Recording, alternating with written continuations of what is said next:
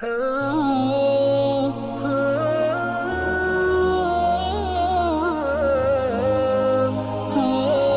اللہ کی مقرر کی ہوئی حدیں ہیں، ان سے باہر نہ نکلنا، اور جو لوگ اللہ کی حدوں سے باہر نکل جائیں گے وہ گناہگار ہوں گے۔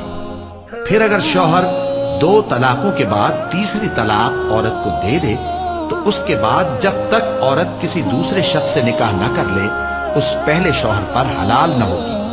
ہاں اگر دوسرا خاوند بھی طلاق دے دے اور عورت اور پہلا خاوند پھر ایک دوسرے کی طرف رجوع کر لیں تو ان پر کچھ گناہ نہیں، بشرطے کہ دونوں یقین کریں کہ اللہ کی حدوں کو قائم رکھ سکیں گے، اور یہ اللہ کی حدیں ہیں، ان کو وہ ان لوگوں کے لیے بیان فرماتا ہے جو علم رکھتے ہیں۔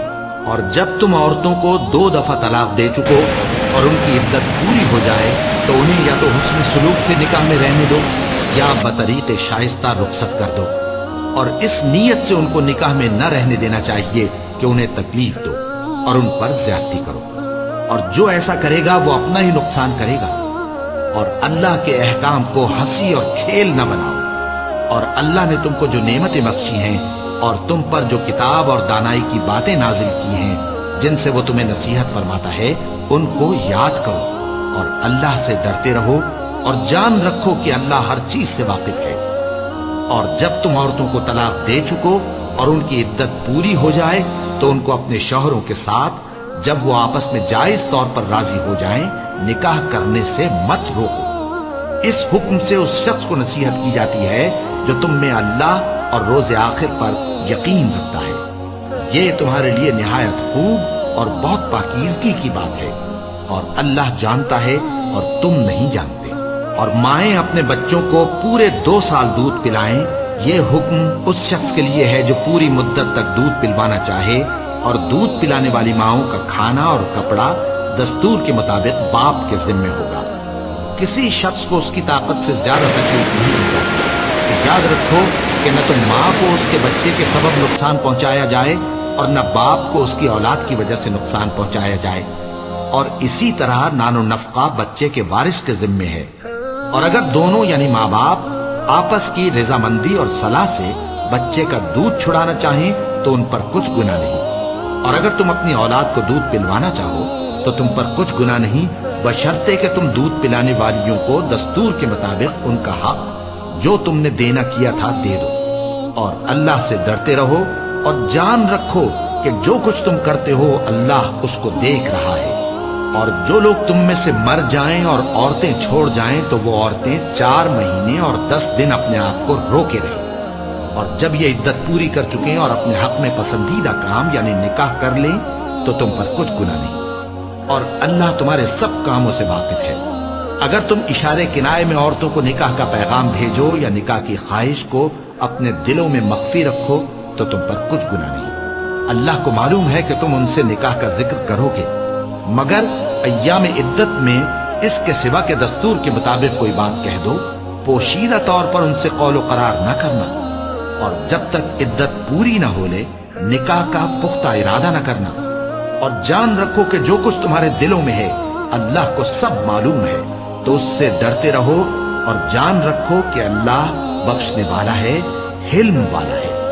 اور اگر تم عورتوں کو ان کے پاس جانے یا ان کا مہر مقرر کرنے سے پہلے طلاق دے دو تو تم پر کچھ گناہ نہیں۔ ہاں ان کو دستور کے مطابق کچھ خرچ ضرور دو، یعنی مقدور والا اپنے مقدور کے مطابق دے اور تنگ دست اپنی حیثیت کے مطابق۔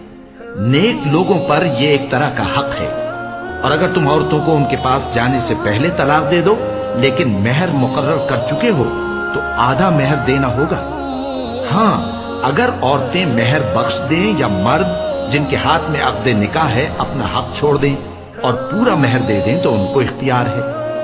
اور اگر تم مرد لوگ ہی اپنا حق چھوڑ دو تو یہ پرہیزگاری کی بات ہے، اور آپس میں بھلائی کرنے کو فراموش نہ کرنا۔ کچھ شک نہیں کہ اللہ تمہارے سب کاموں کو دیکھ رہا ہے۔ مسلمانوں، سب نمازیں خصوصاً بیچ کی نماز یعنی نماز عصر پورے اہتمام کے ساتھ ادا کرتے رہو، اور اللہ کے آگے ادب سے کھڑے رہا کرو۔ پھر اگر تم خوف کی حالت میں ہو تو پیادے یا سوار جس حال میں ہو نماز پڑھ لو۔ پھر جب امن و اطمینان ہو جائے تو جس طریق سے اللہ نے تم کو سکھایا ہے جو تم پہلے نہیں جانتے تھے، اللہ کو یاد کرو۔ اور جو لوگ تم میں سے مر جائیں اور عورتیں چھوڑ جائیں، وہ اپنی عورتوں کے حق میں وصیت کر جائیں کہ ان کو 1 سال تک خرچ دیا جائے اور گھر سے نہ نکالی جائے۔ ہاں، اگر وہ خود گھر سے چلی جائیں اور اپنے حق میں پسندیدہ کام یعنی نکاح کر لیں تو تم پر کچھ گناہ نہیں، اور اللہ زبردست ہے، حکمت والا ہے۔ اور مطلقہ عورتوں کو بھی دستور کے مطابق نان و نفقہ دینا چاہیے، پرہیزگاروں پر یہ بھی حق ہے۔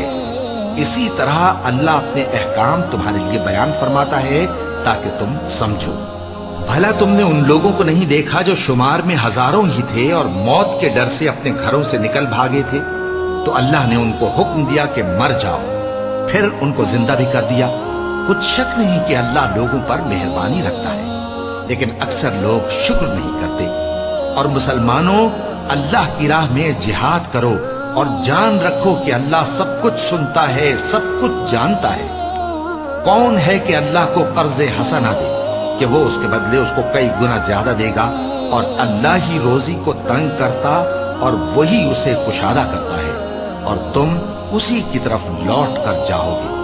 بھلا تم نے بنی اسرائیل کی ایک جماعت کو نہیں دیکھا جس نے موسیٰ کے بعد اپنے پیغمبر سے کہا کہ آپ ہمارے لیے ایک بادشاہ مقرر کر دیں تاکہ ہم اللہ کی راہ میں جہاد کریں؟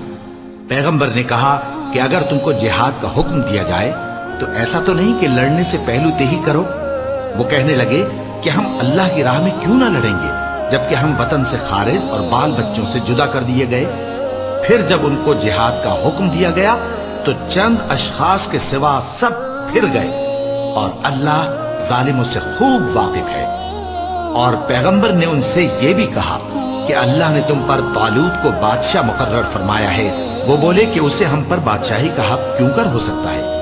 اس سے بڑھ کر بادشاہی کے مستحق تو ہم ہیں، اور اس کے پاس تو بہت سی دولت بھی نہیں۔ پیغمبر نے کہا کہ اللہ نے اس کو تم پر فضیلت دی ہے اور بادشاہی کے لیے منتخب فرمایا ہے۔ اس نے اسے علم بھی بہت سا بخشا ہے اور تن و توش بھی بڑا عطا کیا ہے، اور اللہ کو اختیار ہے جسے چاہے بادشاہی بخشے، وہ بڑا کشائش والا ہے، دانا ہے۔ وَلَقَ اللَّهُ